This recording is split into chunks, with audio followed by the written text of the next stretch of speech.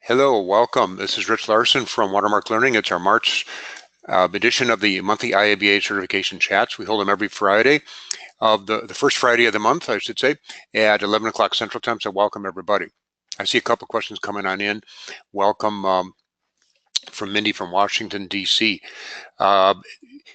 Send on in your name, your location, and what's happening in your part of the world, or anything that to get used to it, or send me in your questions. I see one question queued up right now. I just answer them one at a time. And so don't worry about spelling. Just send me in what you are interested in. And I'll put up a couple of polls as we go here. We have just a couple of quick informal polls. Maybe to get us started, I'll launch the first poll. But which certification are you most interested in? So let me see here. You should be able to see that poll now. And tell me which of the certifications you're interested in. And if you're not sure, that might form a basis of one of your questions about which direction you should go. So people are weighing in right now. It's really predominantly CBAP. Let's see, poll in progress, 67% have voted. I'm going to close it up pretty soon. Okay, I'll do it right now. We have a quorum of people, and share the results. Here we go. 80% of you are interested in CBAP. So that kind of colors my my answers. So that, thank you very much for weighing in. So let me get started with the first one. Let's see, where do we go here? Boom. Mindy is asking, will perspectives be on the exam? I'm not sure how it fits in with the core material. Well, the perspectives are an interesting dilemma because IIBA says they are not on the exam. And yet we hear reports of questions that have the basis within a technique, but they bleed over into a perspective. So I think my answer to candidates who are studying is, for sure, read the perspectives in the BABA. At least do that, and then you should be covered pretty well for any kind of obtuse question you might get. I think it's more important to be familiar with the techniques. And IIBA says they don't have questions on the perspective, so all we can go by, I guess, are what we're told from the official source. So hopefully that helps Mindy and anyone else. Next question. A question on recertification. Good. Does the Certified Scrum Product Owner certification from Scrum Alliance count for CDUs in one of the categories? I am going to say no, because the CSPO is not a business analysis course. I always advise people, if you really are unsure and you want to find out, write to IIBA. Write to them at certification@iiba.org and ask them. I think the reason for that, and I've had questions similarly for things such as Six Sigma. Well, there's some overlap with the BA work, right? Well, but it's not a business analysis kind of course. So that's, I think, what I've consistently heard from IIBA, and so I'm going to say no to the CSPO. Number two, from Olena, same with Certified Scrum Master. Well, again, that's even less BA oriented, I would think. So that is not going to count. Number three, do I need to pass new CBAP exam after the recertification application was approved by IIBA? No, once you're certified, as long as you maintain your CDUs every 3 years and submit the renewal, you will not have to take the exam ever again. Yay! Number four, is it okay not to have experience in business analysis field during the last 3 years, but have enough CDUs in other categories for successful recertification? The answer is yes. So if once you're a CBAP, you do not have to be a practicing BA any longer. Let's say you get promoted to being a manager, but you want to keep your CBAP. Totally understand that. You do not then need to have any experience. You just maintain the professional development or volunteer hours, or you name it, and then you can keep your CBAP. So thanks so much for the questions. Linda, interested in PBA. Do you have a question, Linda? Shoot me back anything about your interest in PMI PBA. Now, we do have another chat session. It starts on the top of the hour. That's all things PMI certification related, including the PBA. But I could kind of address any kind of, contrast with CBAP, let's say, during this chat. Anita is asking, what's the most useful way to train for the CCBA exam? I think, in general, what I tell people is it depends on your learning style. Not everybody is wired the same way, and so that you have a choice. Let's say you're somebody who can learn from books and from self-study and things. Your style is going to be different than those of you that seek out other people to help learn from. Those are kind of diametrically opposed. That's not me as much. I tend to learn better from studying books or for maybe even perhaps watching a video of somebody talking about something. I can then do best that way. So your style is going to dictate. I think the other thing is that everybody needs to do practice questions. Many years ago, we did a survey. In fact, it led us to develop our online study exam. And from that survey, the research we did, we found that the #1 most effective thing that helps CBAPs at the time, and I think the same thing is true for your CCBA prep, is to do lots and lots of practice questions.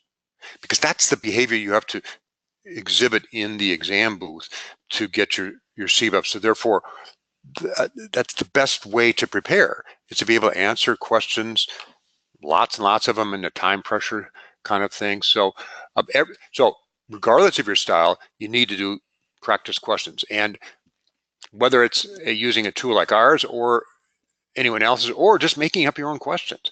I think study groups are wise to devise their own practice questions for each other to help you learn the material really well. I would urge you to generate your own practice questions with yourself or your colleagues. Pa Manas, I hope I'm pronouncing your name right. Hello, I have a CBAP exam scheduled for the end of this month. Woohoo! You've been using our CBAP exam simulation. Thank you. Is there a rule of thumb as to how many percentage I should reach in mock exams to be ready for the real exam? The rule of thumb I always urge people is to shoot for around 80% mark.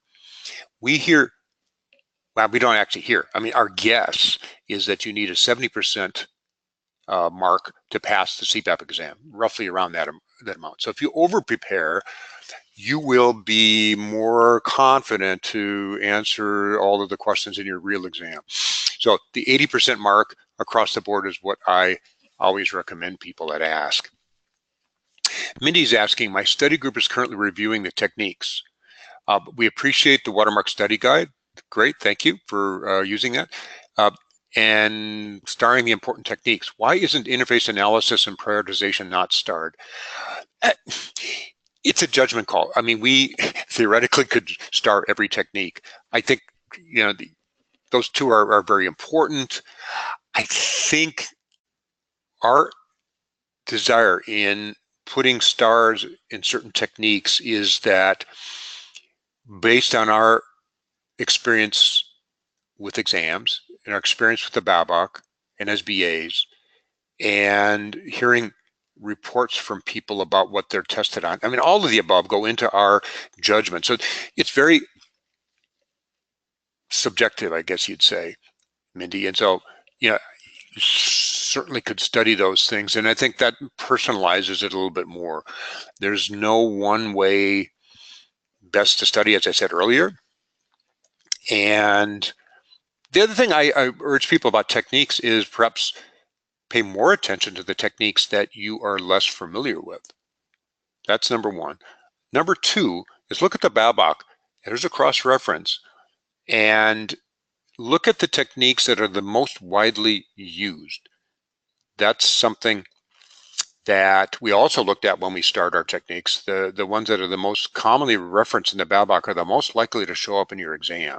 So check out the appendix as to which techniques are the most widely used. Another question from Linda, looks like she stepped away for a second. She wants to get information on the PMI PBA session. That's going to be a little bit hard for me right now during the middle of our session, but I will try to do that, Linda.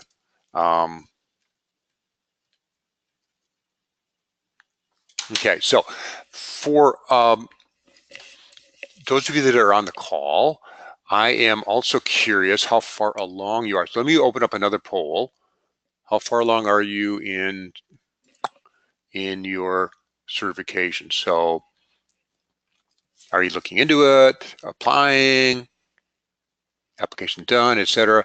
Please weigh in as far as where you're at in terms of your own journey.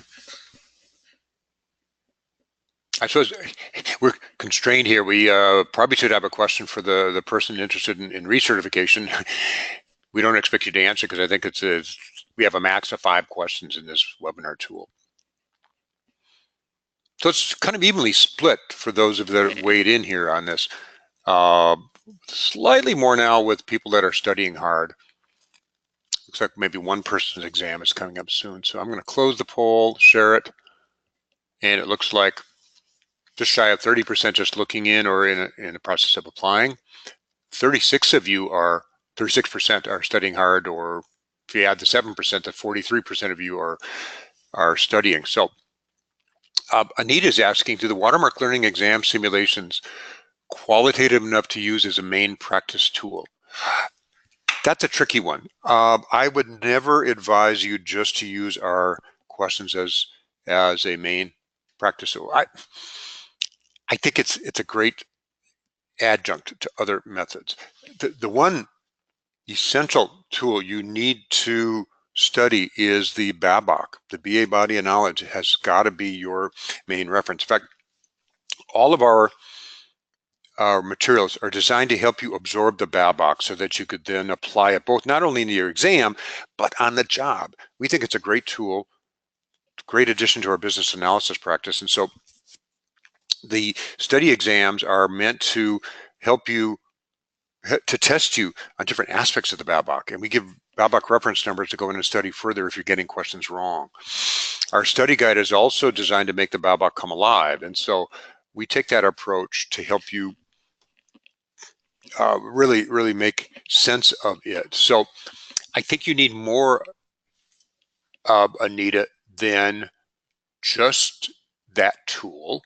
I think you need to use the practice simulation questions in conjunction with at least the BABAC, if not other things.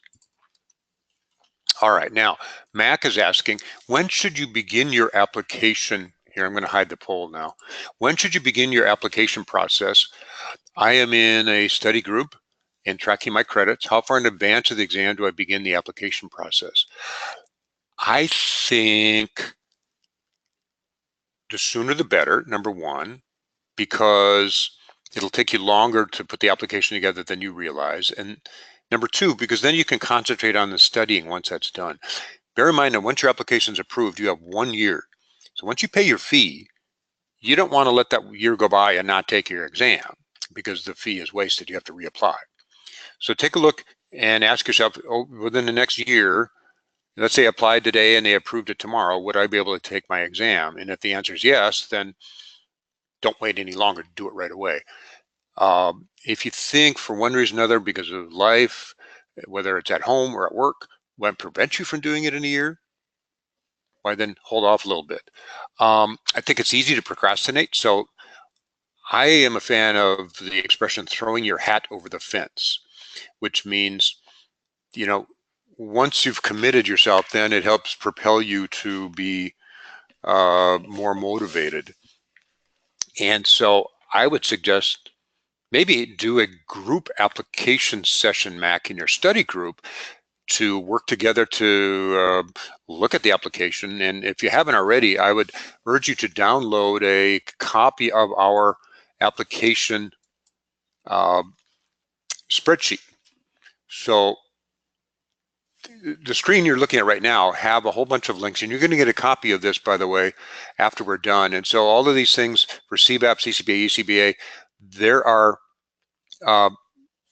tools in there, as well as down here. Let me move my thing out of the way. This guy right here, CBAP resources, there is another link in here to getting our application worksheet. So Mac, I'd have to ask you, do you have that worksheet right now?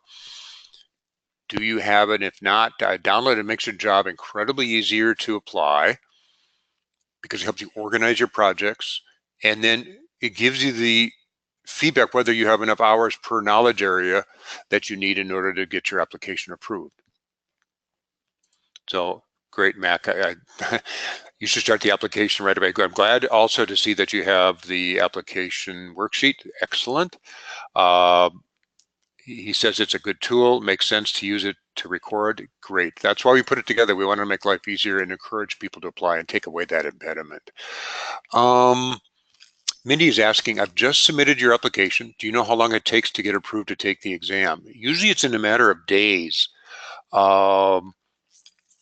It used to take up to 3 weeks, but IIBA has significantly improved that. So you should be hearing from them relatively soon. They may ask you questions if they have any uncertainty about some things on your application. Hopefully not. You'll get the application approved right away, and then you can move on and start studying. So thanks for that question. Pa is asking, does it make a difference in the eyes of a potential employers when a PMP is also a CBAP? Well, I think it does. Now that I can't speak for employers, but I do think leaders within an organization, whether it's in IT or a business unit, look favorably at certifications as a sign of commitment to a profession. So they may not know of specific certifications. Sadly, the CBAP is not as widely known as we would like it to be. It's getting there, slow, but it's an opportunity in an interview session to explain what it is. And the reason why I think this is important for demonstrating commitment is I heard from a panel of CIOs several years ago. This is an old story. Hopefully you've not heard it before, but they said what's important to them about certification kind of surprised me. The main thing that they viewed a certification as being is the person who achieves it shows professional dedication and commitment. And that it means it's not just a job, that you really are invested in improving yourself and the profession as a whole. So I think that is really what it shows. And I think I would use that in an interview session if you're ever asked about certifications. You know, why is it important to you? Because really that's what it shows. And so to me, that's probably the best way I can answer your question, Pa, is that. So if you have a couple of certifications, that shows even wider commitment. Now, there's such a thing as too many. You probably have seen people on LinkedIn with about 10 different certifications behind their name. Sometimes they're called paper tigers or something like that. Some people just like studying. Some people like taking tests. And certainly if you're a trainer like me, having multiple certifications is a useful thing. But for a practitioner, you may want to limit the number that you have or show on LinkedIn.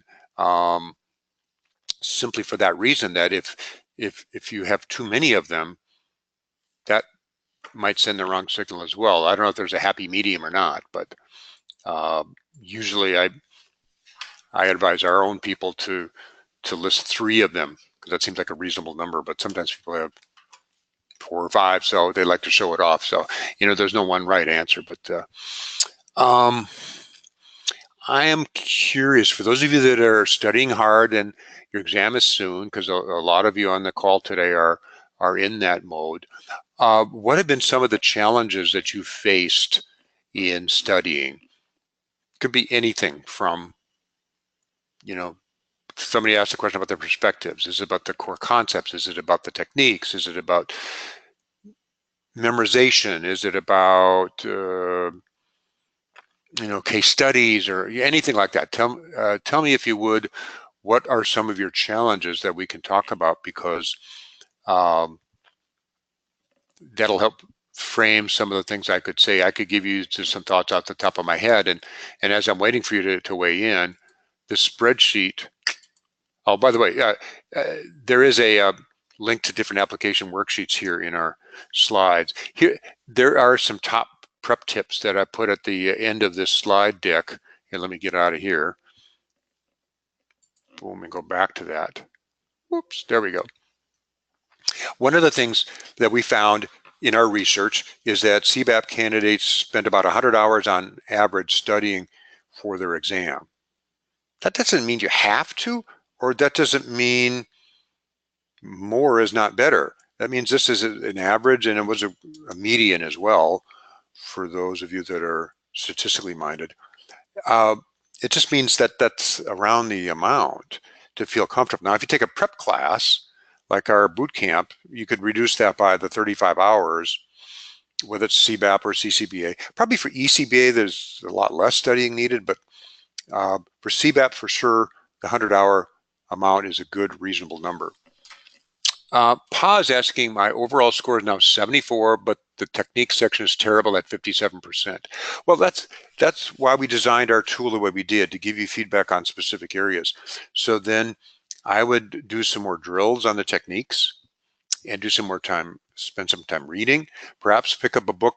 The one we recommend is the Carl Wiegers and Joy Beatty book on software requirements, 2nd edition, because there are several techniques that are explored in more depth than the BABA can do in a book like that.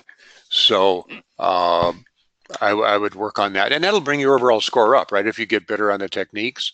So the 74 is pretty close to that magic number I said earlier, but the techniques can help you. Now, Tracy's asking, I think you're mentioning your challenge, figuring out what and how much to memorize versus being familiar with the concepts and understanding the logic. Thank you for mentioning that, because that's an important issue, I think. We don't ever advocate you memorizing more than you feel comfortable doing. In other words, don't chase the memorization for memorization's sake. That's not going to help you. We do suggest memorizing certain things. You have to know the knowledge areas. I think it's also helpful to at least know 80% of the tasks. There's 30 tasks, something. And you'd think I would remember, but around 30 tasks. That's not a huge amount to try to memorize, especially if you do it within the context of a knowledge area. So you use it like a hierarchy chart, knowledge area by knowledge area, memorize those tasks. And whether you use our mnemonics that we use in our study guide or in our classes, or make up your own, I think that's a reasonable thing to know. And I also think the order is important, simply because you might get asked a question. So when faced with blah, blah, blah, the first thing the business analyst should do is blah, blah, blah. Okay, the first thing means the first task, perhaps.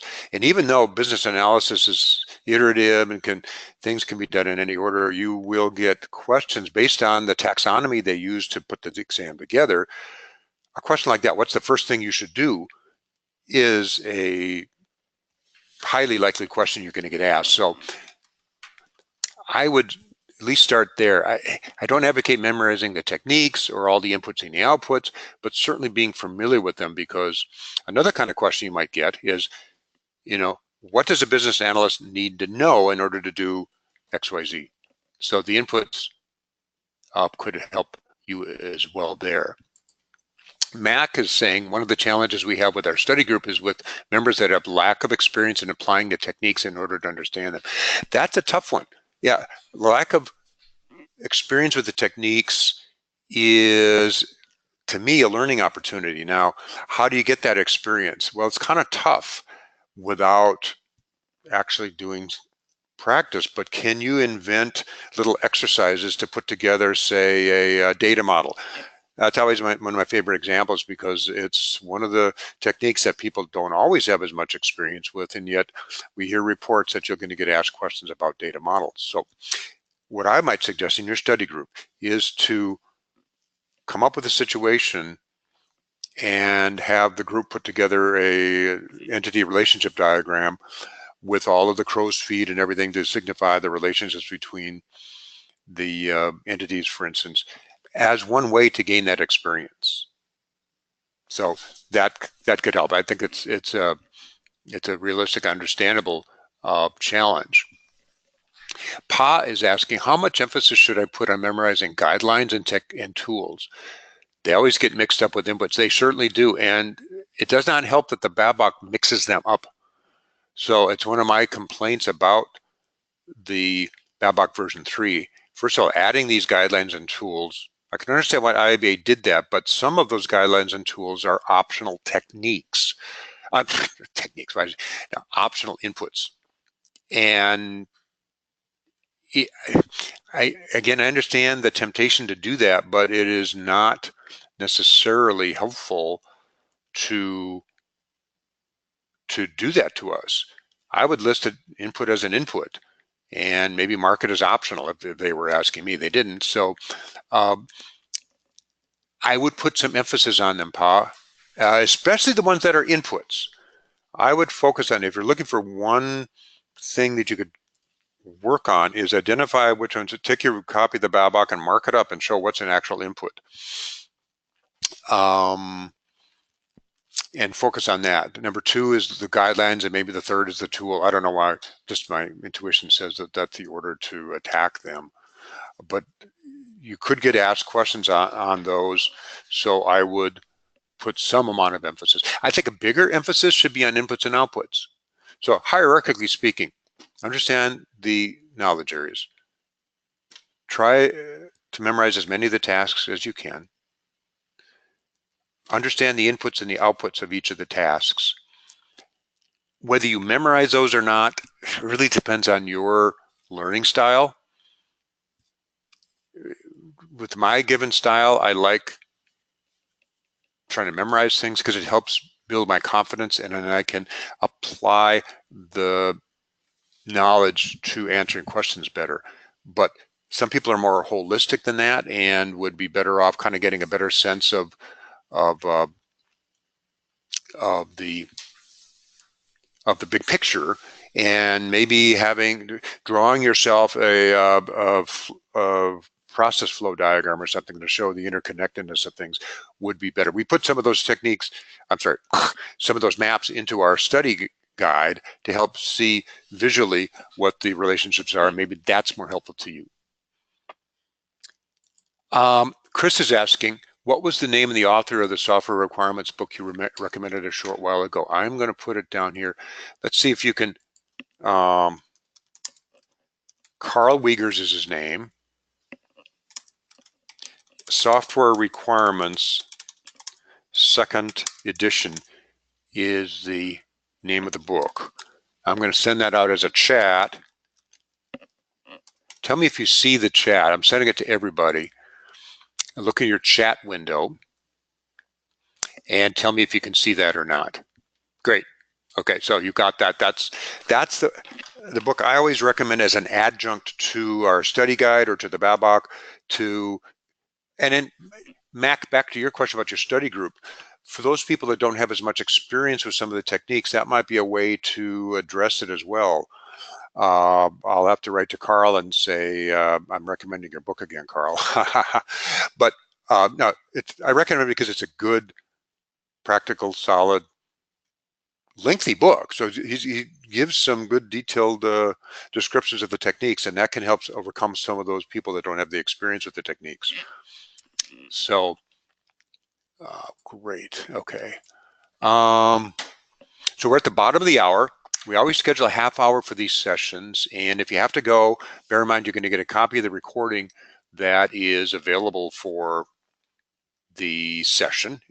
If you can stay on and you have more questions, I can answer. Mac is saying you must be looking it up uh, on Amazon or something. So I didn't know they had a third edition already. So hey, shows you that the guy keeps up. So that's cool. So get the latest edition and check it out. Good. I'm glad you're seeing that there's a third edition. Good to know. Good to know. I haven't looked recently, but if you have more questions, I can stay on for a little bit and answer them. So we have another chat session coming up at the top of the hour, so I can't stay on tremendously long. But thanks, Rebecca. Appreciate your feedback. If you have any specifics about how this has helped you, we're going to send out a survey afterwards. So please weigh in with any comments about anything regarding the chat, whether how it's helped, how it could be improved, anything like that. So look for that. Raul is saying, how can I get the mandatory 35 professional development hours before applying? Well, Raul and everyone else, those 35 hours have to be BA training, business analysis training. They don't have to have that in the name, but they have to be part of that. So for instance, the person who asked about CSPO, that's not a business analysis course. That doesn't count. But of course, on BA fundamentals, of course, will count. Eliciting requirements or writing user stories. Now that's an interesting one. Writing user stories is part of a CSM or a CSPO course. But just focusing on that one technique because it's in the BABOK, a user story course would count. So one thing you could always do is look at the techniques in the BABOK, and if you're taking a course on one of those techniques, that will count. Certainly taking a boot camp like our certification prep boot camps, 35 hours, that instantly counts. So that'll cover you. Rule says, can you refer us to some good websites where we can pursue and complete those 35 PDUs? Well, being that our company provides those, I would start with us, watermarklearning.com, and go maybe first off to our public calendar. So look for our calendar, and we have regular classes. Many of them, if not all of them, are virtual right now, simply because that's the way of training these days. We also have something we call anytime learning courses. So if there's a course that you're interested in that is not on the public schedule, you can take a pre-recorded version of the course that also counts towards those 35 hours, including a CBAP prep course. So we offer CBAP and CCBA prep as an anytime learning. So Rule, you don't mind if I don't give you any other of our competitors, I hope, because there are others, but certainly we've been an endorsed education provider since the beginning. We've been around for 26 years. And by the way, I didn't mention that today is our 26th anniversary. Watermark Learning started in 1992. So we have a long history of providing value in the training business. So sorry if I sound like a commercial, but I do believe in ourselves. Oh, thank you, Rahul. Thanks, Mindy. It's just kind of special. It always surprises us when that date creeps up, and then, whoa, yeah, that's another year. Wow, we're having fun. This is good. And thank all of you for supporting us with using our products and classes and so forth. So without you, we couldn't be here. So thank you for that. So Mindy is asking, IIBA local chapter meetings too. Could you explore that a little bit as far as finding hours? Those are good for CDU recertification. The chapter meetings don't count towards initial certification. It has to be training where there is an instructor and you demonstrate some work. So like in a virtual or a live class, you've got interaction with the instructor and you do workshops or whatever. Even in our ATL, Anytime Learning, where there's an instructor talking to you, you can submit questions to them. So there's interaction. There are online study practice questions to complete, because you get access to our online study exam during that. Then you can demonstrate that you've done the work, so that counts for 35 hours. But the chapter meetings and volunteerism and things of that sort are not counting. Matt, thanks. Appreciate the feedback, and go have a great study group. We like to support study groups with our materials, so we provide student kits and discount packages for people. So look into that as well for anyone else. We have time for some more questions if you still have them. Again, if you have to leave, understand it, and take a look for the recording and a copy of the slides that I mentioned. You also, if you haven't done so already, you could download the slides right from the GoToWebinar panel. So they're available there for you to download right now. You don't have to wait for them. That way you can get your hands on those links. Take a look at our study tips. Number 2 study tip up here said to read the BABOK at least once and consider supplementing with our study guide. But for sure, the BABOK, as I mentioned earlier, is an important source for you to read through. And the other study tips, you can read through them. And number 4, we covered that 80% margin, or that threshold that you should get. So look for the things. For those of you that are coming up on your exams, if you're studying hard, bear in mind that the exam booth, it's pretty much a lockdown kind of situation. You can't take anything in the exam booth basically except your clothes. Any kind of jewelry could contain these days a very small camera, and they don't want you taking pictures of questions, so they're going to ask you to take jewelry and things off. They'll give you a locker to lock it up in. So don't feel like you're being singled out or anything like that. That's just the way of certification exams these days. You're given a whiteboard and a marker. You can't bring in a pen or a pencil because, again, that could be subterfuge there. So they give you that whiteboard. There's not a lot of opportunity to do a brain dump at the start of the exam, but you can do it. And if you do nothing else, right on top of the whiteboard, I will pass my exam. Because studies have shown that that improves test scores to just be positive right at the start. So that's minimally you should do that. You should put that at the start. Okay, well, if there are no more questions, I'm going to call it an end today, and keep in touch with us. If you have other questions about your exam, studying, materials, classes, you name it, keep in touch with us. And I want to wish you all the best of luck on passing your exam and completing your certification journey. Thanks so much for attending today. It was great talking with you.